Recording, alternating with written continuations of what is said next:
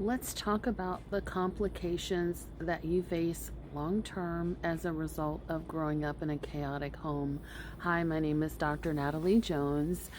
I'm a licensed psychotherapist and I have worked with adult children of abusive parents and abusive families. And one of the things I'd like to talk about is growing up in a home where there was domestic violence, where there was, alcohol or substance abuse, or whether there was just a lot of turmoil, strife, and instability.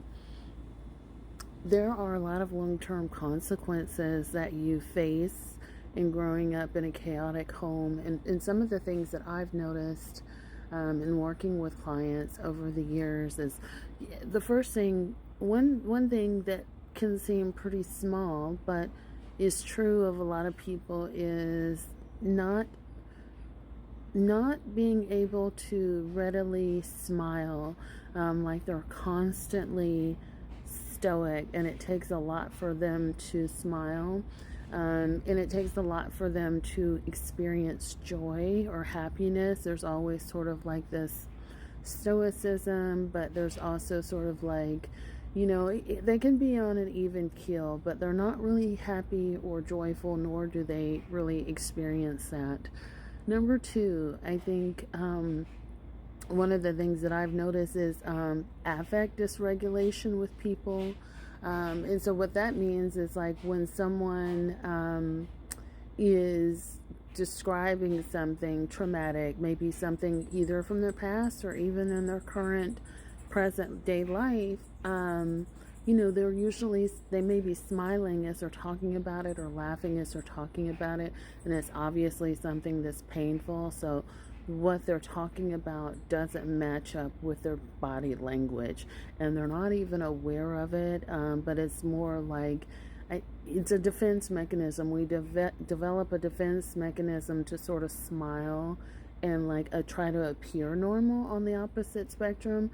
And so that, we're used to covering up what our challenges are to the outside world, and we do it so much that when we're struggling, even just internally, that still becomes a coping mechanism based out of survival, is that smiling, and again trying to make everything seem normal or like they're okay when they're obviously not. Three, I think a lot of people get this mixed up with attention. I don't think. I know a lot of people get this mixed up with attention deficit disorder. And I actually think that this is going on with a lot of people who say, oh, I have adult ADD or ADHD, is the ability to emotionally regulate. And so in situations like a lot of people, let me see if I can break this down to a simpler context. So a lot of people feel like they struggle with procrastination, or they can't get work done unless they're absolutely surrounded by chaos, or they're put under extreme pressure. And so it's not really ADHD or ADD, because they feel like they can't focus, they can't sit down at a desk until like they're under extreme pressure. What it is you've grown up in a home that's chaotic, that's scary, that's unsafe, and that's the only way you learned how to get things done. That was the only way that you could do your homework. Maybe your housework is when someone was being abusive, when someone's yelling, when someone's drunk, or when you have to do everything, when you have to be the parent.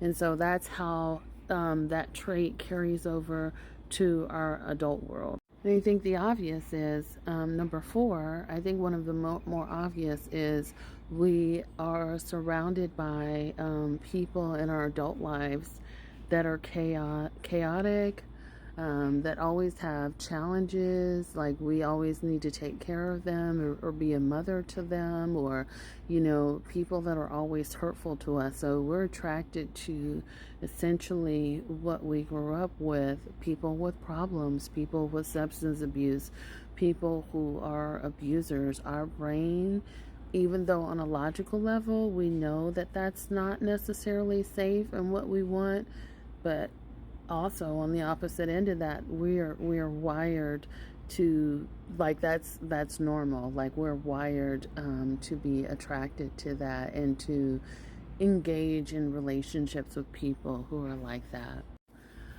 Cleanliness can be traumatic for you as well, and I think there can be opposite spectrums of cleanliness, structure, and order in your home.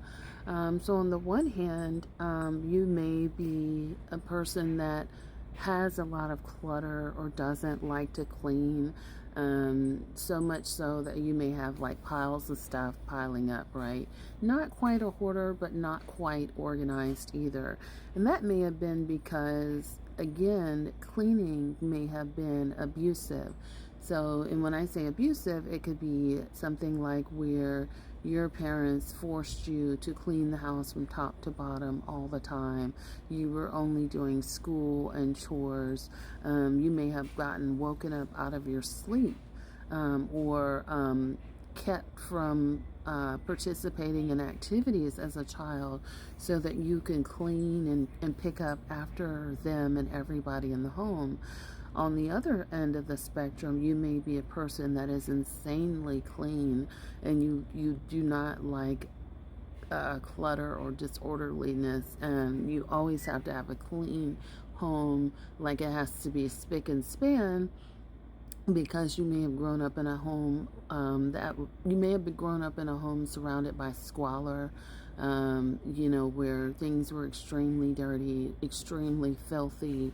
You couldn't afford things, or maybe the parent that you were with, again, it may have been just very chaotic and filled with trash, clutter, and garbage, and just, or bugs or things like that.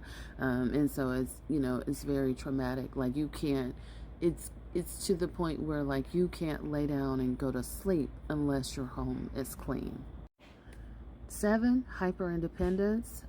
You've got it. You can do anything by yourself. You don't need any help from anybody. You don't trust anybody to help you. You don't talk to anybody about your problems.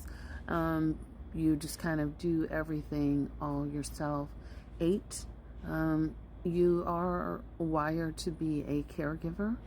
A caregiver that is never thanked, never loved, never appreciated, but always expected to come running to the rescue. You take care of everybody else, but when the shoe is on the other foot, there's no one that's really able to take care of you, and to support you in your time of need. And you typically are surrounded by takers or people that always need some assistance. You may struggle with anxiety, depression, or PTSD. And I won't go too far in depth because the video's almost ran its course on each one. But, you may have everything. You may be afraid of a lot of things. Everything sort of freaks you out. You feel like you can't be calm. You get easily stressed. Those would be symptoms of anxiety, right? You have panic attacks and things of that nature. Depression, you can't get out of bed. It's a struggle to take care of yourself. Again, you never feel any joy. You're just upset and you feel like things never happen for you. With PTSD, you can have a combination of both.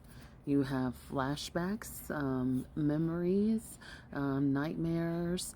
You've had some near-death experiences. You may also have had near-death experiences or experiences that were violent, but you haven't quite registered them as being traumatic. It might have just been like, oh, this is what people go through, or this is just how it was. This doesn't, it's just what it was. I didn't think anything was abnormal about it, So an example of that would be someone pulling a weapon on you or something like that. And you describe that with such candor as though this is something that has happened to you frequently. Thank you.